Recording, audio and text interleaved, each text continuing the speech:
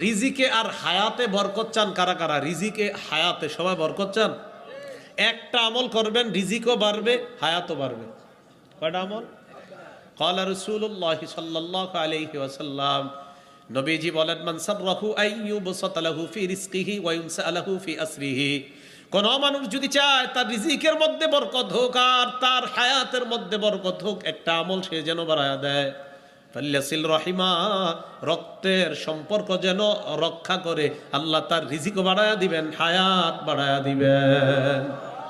রক্তের সম্পর্ক জোড়া লাগান, ভাই ভাই তাড়াতাড়ি মিলে যান, ভাই বোন মিলে যান। আল্লাহ রসুল বলেন তাদের রিজিক আর হায়াত বাড়তে থাকবে। 7 নাম্বার, যে ব্যক্তি 2টা আমল করবে 3টা উপকার হবে। আমল কয়টা? উপকার কয়টা? 3টা।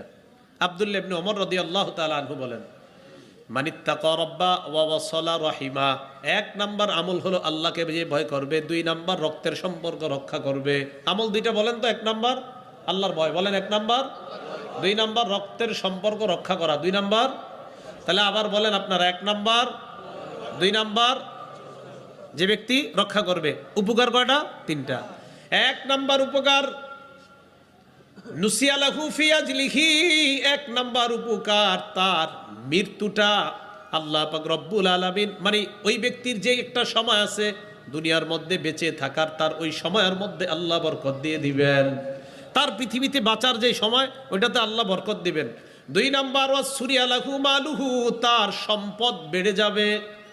রক্তের সম্পর্ক রক্ষা করতে গিয়ে 1000 টাকার মালটা, কমলা আঙ্গুর আপনার ভাইয়ের জন্য কিনে নিলেন, বাস্তবিক অর্থে আপনার পকেটে 1000 টাকা খরচ হলো। রসুল বলে অন্য দিক দিয়ে তোমার সম্পদ বেড়ে গেল।